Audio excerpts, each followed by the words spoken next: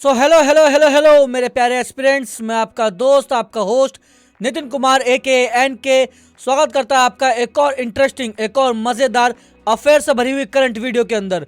तो चलिए बिना कोई टाइम वेस्ट करे शुरू करते हैं हमारे आज के करंट अफेयर्स। तो हमारे सामने जो हमारा सबसे पहला क्वेश्चन आ रहा है उसमें हमसे पूछा गया कि विश्व हिंदी दिवस कब मनाया गया है। विश्व हिंदी दिवस कब मनाया गया है, ध्यान से सुनिएगा। 8 जनवरी, 9 जनवरी, 10 जनवरी या फिर इनमें से कोई नहीं। ऑप्शन ए, बी, सी या डी, कौन सा हो सकता है बताइए आप। ऑप्शन ए, बी, सी या डी, 8 जनवरी, 9 जनवरी, 10 जनवरी या फिर इनमें से कोई नहीं। And the correct answer is option C, 10 जनवरी। 10 जनवरी को हम विश्व हिंदी दिवस मनाते हैं। अब अगर आपको मैं डेट्स के बारे में बता दूं दोबारा से, तो 1 जनवरी को हम DRDO का 66वां स्थापना दिवस मनाते हैं। इसके अलावा 3 जनवरी को हम international mind body wellness day मनाते हैं। 4 जनवरी को हम विश्व ब्रेल दिवस empowering through inclusion and diversity मनाते हैं। इसी के साथ साथ 5 जनवरी को हम राष्ट्रीय पक्षी दिवस, 6 जनवरी को हम विश्व अनाथ युद्ध दिवस, 7 जनवरी को हम महायान नववर्ष, और मैंने आपको परसों की वीडियो में बताया था कि 8 जनवरी को हम हमारा पृथ्वी घूर्णन दिवस, जिसको इंग्लिश में अर्थ रोटेशन डे बोलते हैं, वो मनाते हैं। और कल की वीडियो में मैंने आपको बताया था कि 9 जनवरी को हम प्रवासी भारतीय दिवस मनाते हैं। ठीक है, चलिए जल्दी से बढ़ते हैं हमारे अगले करंट अफेयर के पास। तो उसमें हमसे पूछा गया कि 27वें राष्ट्रीय युवा महोत्सव का आयोजन किस शहर में किया जाएगा। A Kochi, B Bengaluru, C Nashik या डी इनमें से कोई नहीं। Option A, B, C, D, बताइए कौन सा हो सकता है। ए, बी, सी या D. And the correct answer is option C, Nashik के अंदर 27वें राष्ट्रीय युवा महोत्सव का आयोजन किया जाएगा। चलिए जल्दी से बढ़ते हैं हमारे तीसरे करंट अफेयर के पास, जिसमें हमसे पूछा गया है कि पीपुल्स डेमोक्रेटिक पार्टी किस देश में संसदीय चुनाव जीता है। बताइए पीपल्स डेमोक्रेटिक पार्टी ने किस देश के अंदर संसदीय चुनाव जीता है। Option A, Myanmar, option B, Bhutan, option C, Bangladesh या ऑप्शन डी इनमें से कोई नहीं। म्यांमार, भूटान, बांग्लादेश या इनमें से कोई नहीं। और सही जवाब है बी, भूटान। भूटान के अंदर पीपल्स डेमोक्रेटिक पार्टी ने संसदीय चुनाव जीता है। अगर मैं आपको भूटान के बारे में और फैक्ट्स बताऊं तो अभी सभी आवारा कुत्तों की नस्बंदी कराने वाला दुनिया का पहला देश भूटान बना है। इसके अलावा भूटान ने अपने सभी नागरिकों के लिए स्वयं संप्रभु राष्ट्रीय डिजिटल ID की शुरुआत की है। बेहतर इंटरनेट कनेक्टिविटी के मामले में दक्षिण एशिया में भूटान टॉप पर है, भारत से भी आगे। ध्यान रखिएगा, बेहतर इंटरनेट कनेक्टिविटी के मामले में।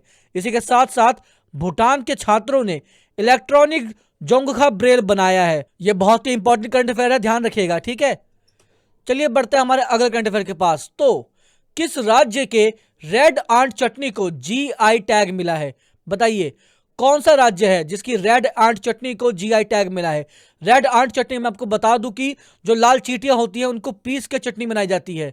तो आपके ऑप्शन है केरल, असम, ओडिशा या इनमें से कोई नहीं। Option A Kerala, option B Assam, option C Odisha या डी इनमें से कोई नहीं।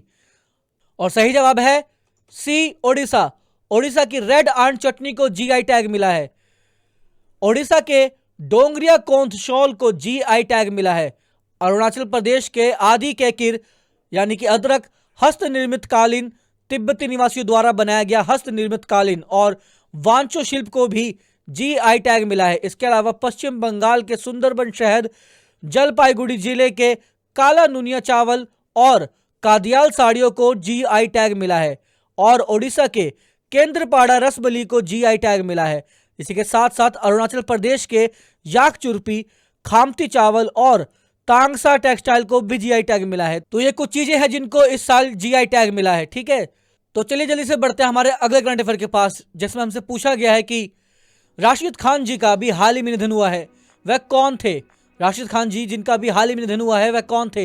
ए लेखक, बी संगीतकार, सी पत्रकार या डी इनमें से कोई नहीं। बताइए ऑप्शन ए, बी, सी या डी, कौन थे वो। लेखक थे, संगीतकार थे या पत्रकार थे या फिर इनमें से कोई नहीं थे। और सही जवाब है संगीतकार। वो एक बहुत ही मशहूर संगीतकार थे जिनका हाल ही में अभी निधन हुआ है।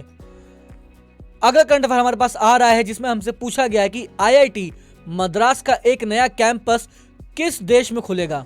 ए श्रीलंका, बी बांग्लादेश, सी ऑस्ट्रेलिया या डी इनमें से कोई नहीं। बताइए आईआईटी मद्रास का एक नया कैंपस अभी किस देश में खुलेगा? श्रीलंका, बांग्लादेश, ऑस्ट्रेलिया, इनमें से कोई नहीं। And the correct answer is a, Sri Lanka. Sri Lanka के अंदर आईआईटी मद्रास का एक नया कैंपस खुलेगा। भारत श्रीलंका के पर्यटन स्रोत के रूप में टॉप पर रहा है, यानी कि भारत से श्रीलंका में लोग सबसे ज्यादा घूमने के लिए जाते हैं। इसके अलावा नए भारतीय उच्चायुक्त संतोष झा ने श्रीलंका में पदभार ग्रहण किया है और भारतीय सशस्त्र बलों को श्रीलंका में गोल्डन आउल पुरस्कार से सम्मानित किया गया है। इतना ही नहीं, भारत और श्रीलंका के बीच संयुक्त अभ्यास मित्र शक्ति 2023 हुआ है और फीफा ने अभी हाल ही में ही श्रीलंका के फुटबॉल महासंघ से अपना प्रतिबंध, अपना बैन हटा दिया है। चलिए बढ़ते हैं हमारे अगले करंट अफेयर के पास, जिसमें हमसे पूछा गया है कि भारतीय नौसेना ने कहा स्वदेशी Drishti 10 UAV, UAV means unmanned aerial vehicle, UAV की फुल फॉर्म है अनमैन्ड एरियल व्हीकल, उसका अनावरण किया है। बताइए भारतीय नौसेना ने कहां स्वदेशी दृष्टि 10 यूएवी का अनावरण किया है? ए मुंबई, बी नई दिल्ली, सी हैदराबाद या डी इनमें से कोई नहीं। ऑप्शन ए, बी, सी या डी। और सही जवाब है ऑप्शन सी, हैदराबाद के अंदर भारतीय नौसेना ने स्वदेशी Drishti 10 UAV, UAV means unmanned aerial vehicle का अनावरण किया है। तो चलिए जल्दी से बढ़ते हैं हमारे अगले करंट अफेयर के पास। तो करंट अफेयर नंबर 8 में हमसे पूछा गया है कि वाइब्रेंट गुजरात ग्लोबल समिट में किस देश के राष्ट्रपति मुख्य अतिथि होंगे? मुख्य अतिथि यानी कि चीफ गेस्ट होंगे वाइब्रेंट गुजरात ग्लोबल समिट के अंदर। हमें बताना है कौन से देश के राष्ट्रपति हैं वो। और आपके ऑप्शंस हैं option A France, option B UAE, option C Saudi Arab या ऑप्शन डी इनमें से कोई नहीं। बताइए कौन सा हो सकता है? ऑप्शन ए, बी, सी या D. France, UAE, Saudi Arab या इनमें से कोई नहीं। और सही जवाब है आपका ऑप्शन बी, यूएई।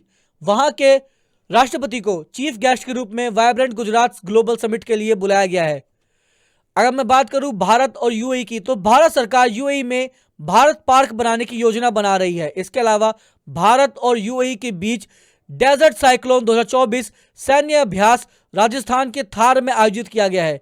और प्रधानमंत्री मोदी जी अबू धाबी में बीएपीएस हिंदू मंदिर का उद्घाटन करेंगे।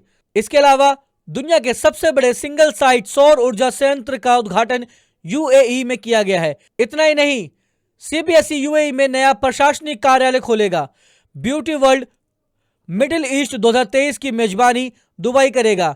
और भारत ने यूएई को अपना पहला कच्चे तेल का भुगतान रुपए में किया है। याद रखिएगा, ये बहुत ही इंपॉर्टेंट और बहुत ही अच्छी चीज है हमारे लिए कि हमने हमारे यूएई में पहला कच्चे तेल का भुगतान रुपए में किया है, ना कि डॉलर में। इससे हमारा रुपया इंटरनेशनल मार्केट के अंदर मजबूत होगा।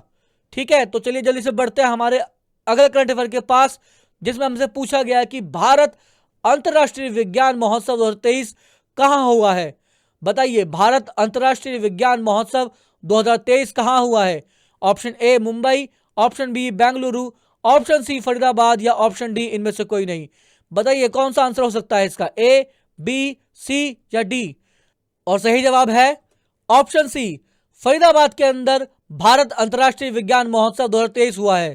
तो जो अगला करंट अफेयर हमारे सामने आ रहा है, करंट अफेयर नंबर 10, उसमें हमसे पूछा गया कि किस बैंक ने सरकारी कर्मचारियों के लिए सम्मान रुपए क्रेडिट कार्ड लॉन्च किया है? बताइए कौन सा बैंक है? Option A Yes bank, option B IndusInd bank, option C HDFC bank या ऑप्शन डी इनमें से कोई नहीं। ऑप्शन ए, बी, सी या डी, क्या लगता है आपको कि कौन सा ऑप्शन सही हो सकता है?